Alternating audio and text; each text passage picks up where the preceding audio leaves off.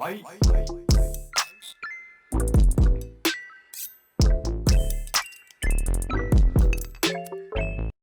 something that you went through all this process of like thinking of how you can fail and being scared and all that stuff. What's something that you failed at and what happened after? Yeah, so I guess depends on what failure means, because some people can say there's no such thing as failure at the end of the day. But I guess for me, my definition of failure for this will just be like, I wanted to do something and it didn't follow through. So I feel like, so during my first year at working at Netflix, I actually wanted to just pitch a show idea and just see where it goes. I kind of went in knowing that nothing's going to happen just because I feel like, I just entered the industry. I just started my first job. I'm just doing this for the first time. How could I really even get anything accepted by executives? But I kind of knew that if I wanted to even do this in the future where I'm pitching again, I still have to put my foot in the water and just get familiarized with what it's like to be in this world where I'm developing a pitch and pitching to executives. So in a way, like some people might debate that this is not failure because I was expecting failure, but I was trying to also do my best to work on the pitch in a way that, I'm doing my best to just make it potentially go through or get it accepted. And of course, after I pitched it, the pitch in general went well, but that doesn't always mean it's going to go through, because when it comes to a studio, you have to always take into consideration like just the timeline of things. Maybe people aren't looking for a show like yours at this time in life, maybe later. But then also another thing is just like taking into account, like, have you really had any leadership skills? Have you really had the time to, sorry, I'm like losing my voice. That's okay. We But can take a break if you need. no, it's okay. But it's like you have to question like the amount of experience that you've had and if it's reasonable for you to even lead a really big project with the certain amount of experience that you've had. And I think it's okay to just go in through that stuff not having the proper experience, because you're giving yourself the experience by having this first pitch experience in front of executives. So after I had the pitch, it didn't go through as expected, but no one shamed me from doing it. No one was just like, that was bad, don't ever do that again. So I don't really view it as failure in a long-term sense, but for that one time thing where I wanted to pitch something and hope that it would go through and it didn't go through, like that in itself is kind of like a failure, but not in a bad way, of course. So yeah. Yeah, that's really interesting. That personally, like, because I do acting and stuff, that reminds me of like, the process of auditioning and how many times you get rejected and things. It's a really good thing to like build yourself up. Yeah, exactly. It's like it's good humbling reminders, because there are going to be like those few people who are, once every blue moon just get into a very big leadership position without like much industry experience, but maybe they don't need that industry experience because they might have gone through something in life that gives them that ability to be in that position, rightfully so. And like at the end of the day, everyone just has their own upbringing and story, and not everyone's going to be on the same path. And whatever experiences you ultimately go through, whether it's going through multiple jobs in order to get your first directing career, or going through no jobs but having all of this other life experience to getting that directorial position, like it's all going to fall into place and ultimately be the best for you in that scenario. That's really comforting. Um, Yeah. what helped you to get out of your personal comfort zone? Well, for me, it kind of just started back in like not middle school, high school, where I knew I wanted to go to CalArts, but I was just like, if I want to go to this school, I can't just keep drawing anime and girls. I have to really branch out. So I think when I came to that realization, I was just like, I have to start drawing other things. I can't just draw anime. I can't draw girls. I have to draw landscapes, environments, people in environments, realism, blah, blah, blah.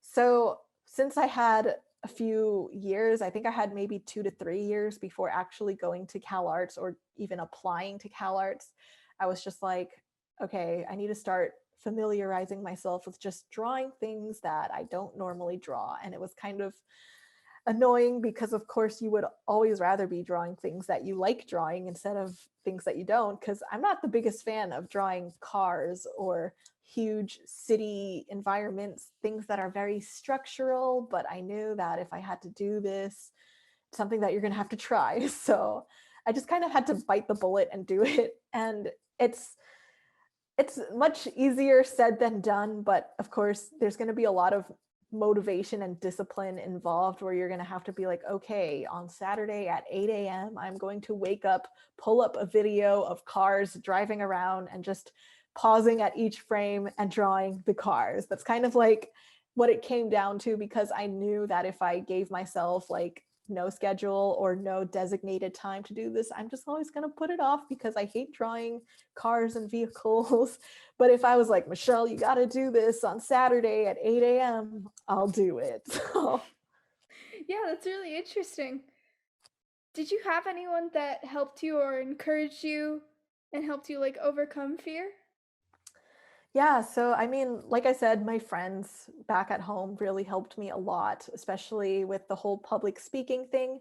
But I feel like just the people that will help you the most are the people that you realize you kind of took for granted at first, because you might enter the industry thinking, like, oh, I can only learn from the greatest animator or storyboard artist out there, which is true. You can still definitely learn a lot from them. But I think in terms of your mentality towards things and just how you're going to approach art or making art or pursuing your career, I feel like that's going to come through a lot through the people that you spend time around the most. And that could be your classmates or your friends and family. And for me, that was definitely my friends and family, because I feel like I hung around people that were very career driven or very long term goal driven, in which I didn't realize, but I think that's ultimately why we're still friends to this day, because we view things long term.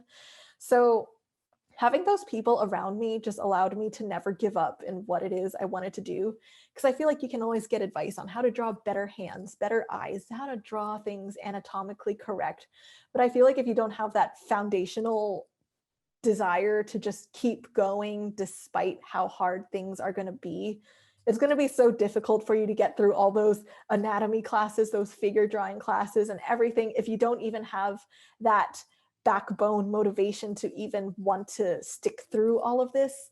So I think just hanging around people who really are motivated and disciplined to want to get things done and just keep moving forward is kind of more important than hanging around people who are just really good at just knowing things about the skill itself. And that's not to like downplay any industry professionals, because I think industry professionals also have a lot to say with like your long-term goals and like your career and things like that. But in terms of realistically who I'm going to be hanging around each day, it's not like every day I get to sit with Glenn Keane and be like, yeah, so give me life advice. The people that you'll hang around the most are going to be your family and friends. So they're hopefully the ones that can give you some positive motivation to keep going in what it is you want to do. And if they don't support you, then you know that they're not someone that you should really look up to. That's really good advice. Hmm. One thing that I really love is that you openly like teach other people like through your YouTube channel, and I know it takes a lot of work on top of like everything that Yeah. you're already doing. You're helping people, and that's something that I really admire. Um, what motivates you to continue to teach and help others? Like, what made you want to help people, and what do you hope people will learn from you? Yeah, so I guess for me, I think you probably noticed too, because I also made a little survey being like, what do you guys want me to make more videos of? Just please don't make it a how-to drawing video or request or something like that. Because again, I feel like when it comes to art and drawing, I'm more about the mindset, the motivation, the discipline, the inspiration factor to keep driving artists. I feel like maybe one day in the future, I'll do a how to draw hands, how to draw bodies, or anatomical stuff. I feel like that stuff is really great to know, but I feel like there are already so many great resources for that out there that I don't want to really just regurgitate that stuff. I feel like for me, one of the things that really inspired me is I once had a friend who I'm no longer friends with today, but they really suffered with depression and viewing positively about their art, or even like feeling motivated to keep going with their art. But I think it's kind of like working out, is you can't just go in just suddenly doing an intense workout where you're suddenly out of breath as your first workout ever, for if you want to have a fit routine or something like that. You have to go into things slowly and be okay with yourself throughout the whole process, but also be reasonably challenging with yourself. Like, you can't just be like, oh, you're doing great, sweetie, and then just never improve. But you also can't be like, you suck, you are never going to be better, because then you'll probably not want to keep doing it anymore. So I think one of the things I like to just remind viewers is that when you start doing something, it's okay to make mistakes. It's okay to just not do everything great, because my friend who had depression, like, they literally could not do anything. They couldn't even get themselves to draw. And I feel like that's one of the first things that you really need to do if you want to improve your art, is the ability to want to draw. Like, there are so many days where even I myself don't want to draw, and I think that's okay. But I think if this is something that you want to pursue, but you find yourself feeling the difficulty to even want to hold a pencil and lay it down, then how are you going to even get through the how to draw hands? How are you going to even get to the how to line art, how to animate stuff, if you can't get the motivation to draw in the first place? So I think that's kind of like my message for my channel, is kind of just inspiring people to even want to pick up the pencil in the first place. Like, we can always find tutorials on the internet from someone else, and probably someone even more skilled than me. But in terms of just finding that desire to draw and wanting to stay committed to it, I feel like I might have some good things to say for it just from my personal experience. So yeah. Yeah, that's one of the things that I really love about your channel, and that kind of like inspired me to start doing like these interviews and my own channel, especially these interviews, because I think, like usually just people ask you like how to draw X, Y, or Z, but what's really important is like the mindsets of these people. And that's something that's really important. Yeah. Yeah, for sure. Like, I could go on for hours about this stuff, but it's just I like it can be a lot. So yeah. One of the things, all the stuff that you're doing, like the shows and the graphic novels and these YouTube videos, have like real life consequences, right? Like for example, when I was 12, I found out what a storyboard artist was like through your Tumblr and your Instagram Wow. and Oh stuff. my gosh, 12. Yeah, yeah, I know I it's didn't even know crazy. what a board artist was at 12. Yeah, so that's how like I was kind of set on this path because somebody else like just put their stuff out there and was able to like teach people. And most people know how like on-camera stuff works, but storyboard artists have to be, they have to be like the actor, the writer, the cinematographer, all those jobs in like once. By making the process of animation through what you're doing like more common knowledge, you're really helping like open the doors for other young Mhm. artists. So, I'm wondering, how has your relationship with doing that changed, and how does that sense of responsibility or obligation affect your mindset and the art that you create?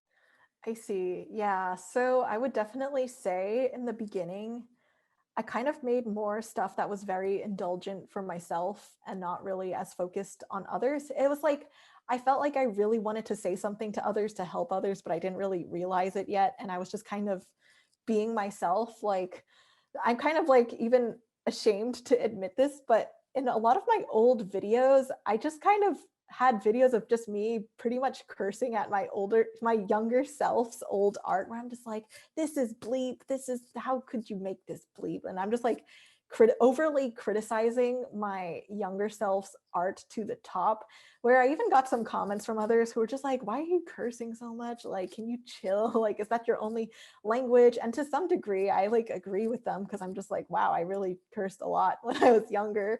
But also, I like, in my defense, I felt like this was just my gateway to even allowing myself to put myself out there at first, because I felt like if I over worried about the way that I spoke, if I keep nitpicking on every single thing that I ever did before uploading a video, well, I probably would have never uploaded this video. Um, I never directed any of like my language to anyone else other than myself and just my past artwork. But it's also like something that kind of goes to show that I was, for some reason, I had such a bad mentality towards like the way that I drew, and like, why do I hate my art so much? Why do I hate like my younger self's creation so much? Like, you were 12, you were 13. Why would you, like, you were still growing up. Why are you being so, why are you expecting yourself to be Picasso when you're 13? So I think like having that realization made me realize like, hey, then why don't you just have other people help them realize that they're not thinking like you? Like, if I thought like that about my art at that age, like I can only imagine who else is thinking about that stuff about their own art. And I feel like that kind of changed the message that I wanted to bring on my YouTube, from me just opening my old sketchbooks and just criticizing myself, to now kind of educating others about like how to view your art in a reasonable way and not hate yourself over it, because it's just a drawing, it's just a part of you, it's not your entirety. And sorry, what was the second part of the question? Oh, yeah. How does that sense of responsibility or obligation affect your mindset and the art that you create?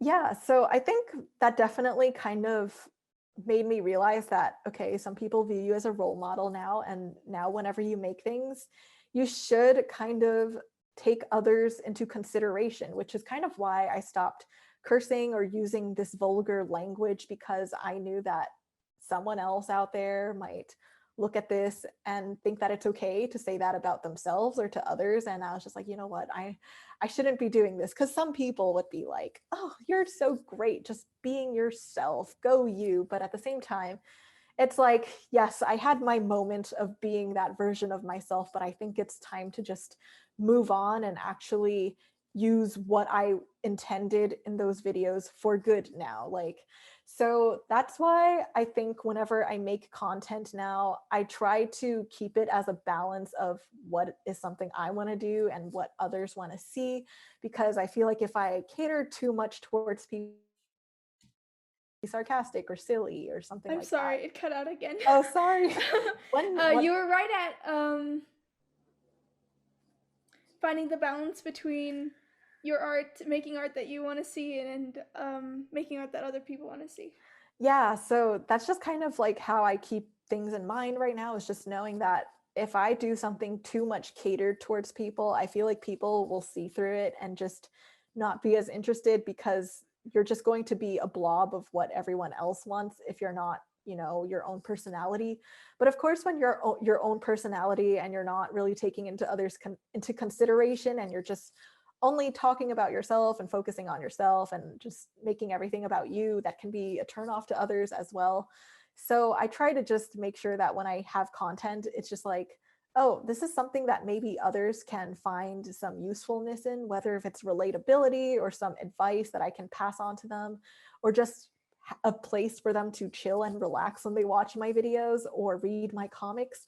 And then the part behind it is just like my personality. Like, this is how I'm going to tell this video in the style of, like, I probably wouldn't tell a how to become a storyboard artist the same way as like an animation industry veteran from years ago, just because like we come from different walks of life. And I always knew that when I was younger, I wanted to see someone that entered the industry at a young age and kind of just talked about their job on YouTube like all these other people are. Like, when you see a day in the life of a computer science person or a day in the life of an engineer, like, I love seeing those occupational jobs with people just talking about their day in their life, but they're still kind of young. So people in high school or middle school can easily see themselves in them a little bit easier than someone who's kind of been in the industry for over 50 years. Like, I feel like there's just such a huge gap that things might be different between them. So things don't work the same. But for me and my viewers, I hope that maybe things are still a little bit relevant enough for them to be like, oh, so if this is how you did it, I can probably do that too. Because when I used to listen to podcasts about like animation veterans, they literally walked up to the studio with their portfolios and was like, here, check it out. Can you please hire me? And that's how things worked. But nowadays, it's not like that. You have Instagram, you have online portfolios, you have like an online presence and stuff that you should, tend to if you're going to be in the industry. So there's just a lot of different nuances that I hope that now someone like me can help others with by sharing that information while just being myself. Yeah, it's really interesting. What is the most fearless thing that you've ever done? The most fearless thing I've ever done, uh, honestly, It I doesn't have can't. to be art related. Okay, the most fearless thing I've ever done, honestly, it's going to be so hard to say because anytime I go through something so intensely stressful, I feel like I like to bury it to the back of my brain so I never remember it anymore. But hmm, the most fearless thing I've ever done was probably when we were on a trip in the Bahamas with my family. And this was like a post graduation trip to celebrate me graduating high school. So we were on a scuba trip or something on a boat in the middle of the ocean, and my dad doesn't know how to swim. So he was in the ocean, but I don't know why his life jacket wasn't working, and he was starting to like, he wasn't drowning, but he was struggling to swim, and he could drown if no one saved him. But the lifeguard or the person on our boat, I think, was also busy tending to other people who were scuba or snorkeling somewhere else. So I was on the boat and I saw my dad struggling. And I don't know why I was still on the boat. Maybe I didn't intend to snorkel in this specific location. So I was still like in my clothes. I had like my sunglasses and my makeup on and everything. I just jumped off the boat and I dived into the ocean and I like had to bring my dad back to like safety on the boat and stuff. And I was just like, oh my gosh, are these people even doing their job?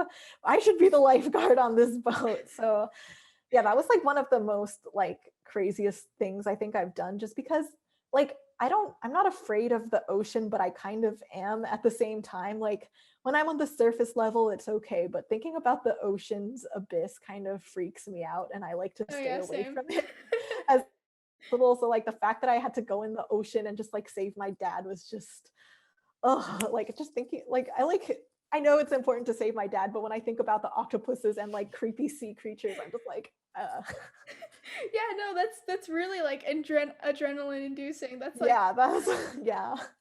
that's like modern like Little Mermaid hardcore. I know. Little Mermaid, except this time I'm the human. Fight.